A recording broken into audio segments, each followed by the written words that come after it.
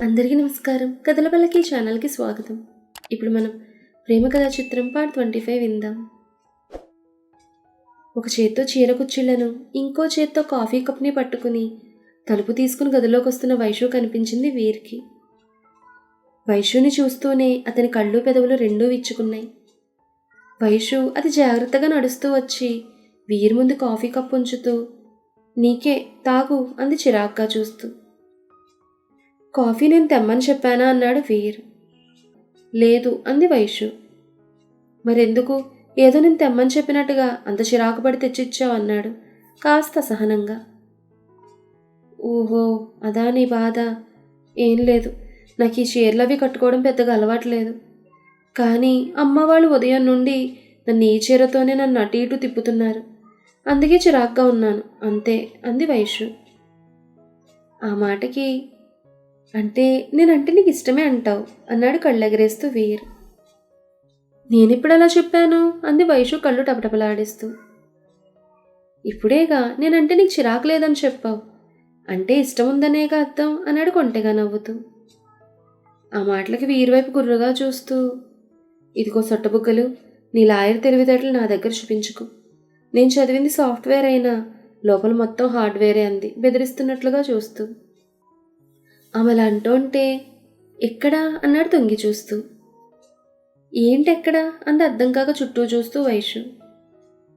"అదే, లోపలంతా హార్డ్వేర్ అన్నావు కదా, ఎక్కడా అని చూస్తున్నాను" అంటూ ఆమె వైపు అదోలా చూస్తూ ఆమె కడ్డుగా వెళ్ళి నుంచున్నాడు వీర్.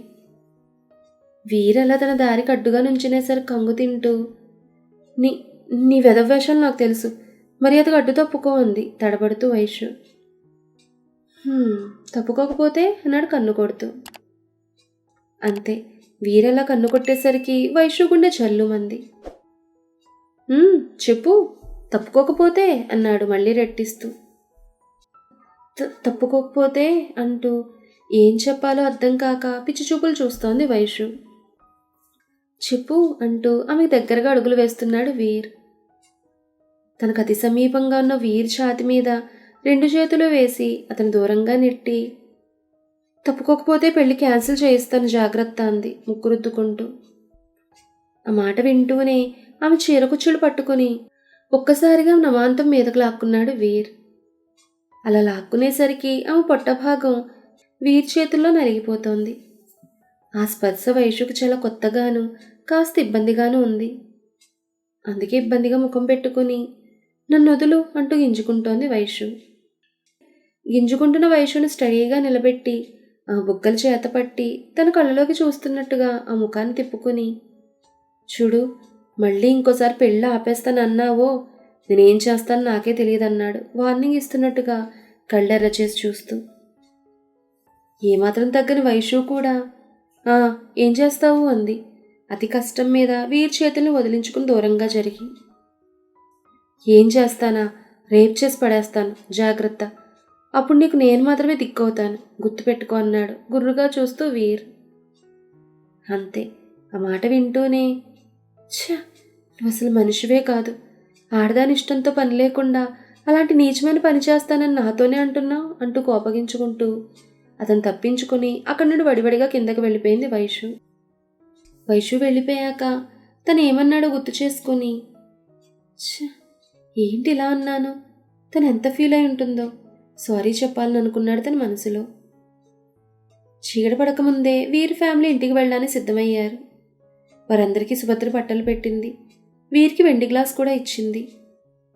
ఇవన్నీ ఎందుకన్న సత్యతో సాంప్రదాయం వదిన అంది సుభద్ర నవ్వుతూ.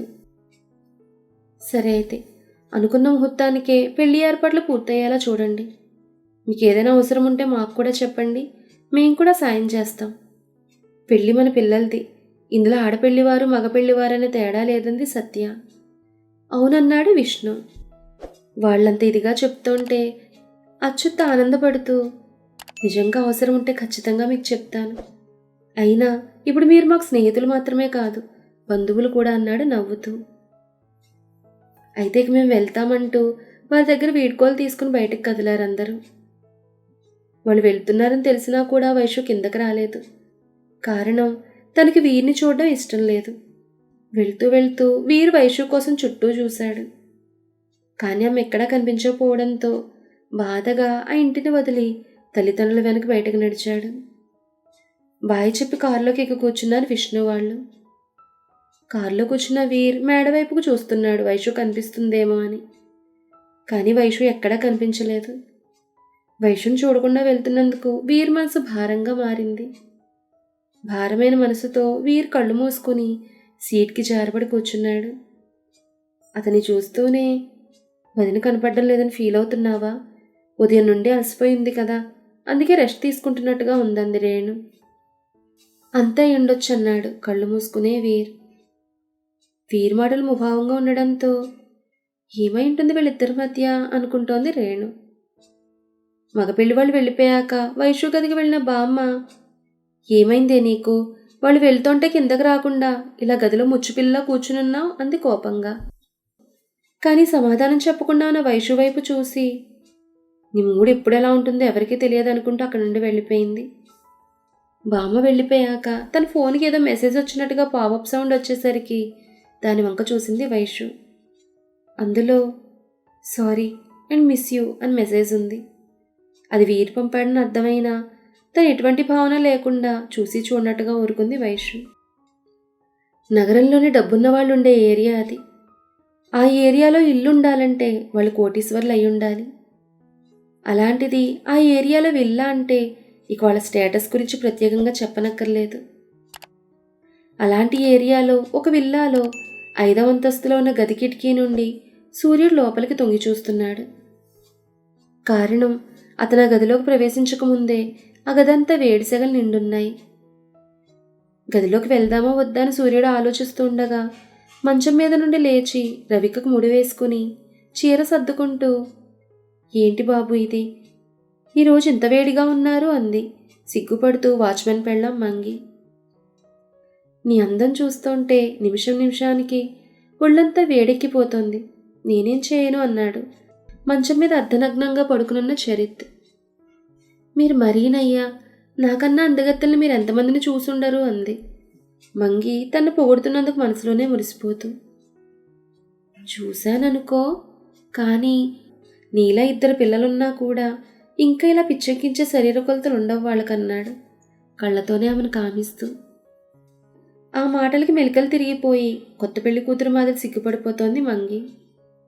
సిగ్గుపడిపోతున్న ఆమెను చూస్తూ, అవును మంగి, నిజంగా నీ అందం అమోఘం. తిండి మానేసి జిమ్ల చుట్టూ తిరిగేవాళ్లకన్నా ఉన్నతి తిని ఇంటి పని చేసే నీ అందమే గ్రేట్ అన్నాడు ఆమె చేయి పుచ్చుకుని మీదకు లాక్కుంటూ. అలా లాక్కునేసరికి, అయ్యో బాబు, మా ఆయన లేస్తాడేమో అంది భయంగా మంగి. వాడేం లేస్తాడు, రాత్రంతా ఇంటి బయట జాగారం చేసి ఫుల్గా పడుకునుంటాడంటూ ఆ ఒంటిని అణువణువు తడుముతున్నాడు చరిత్. అతని స్పర్శకి మాటలకి మైమర్చిపోతోందామె.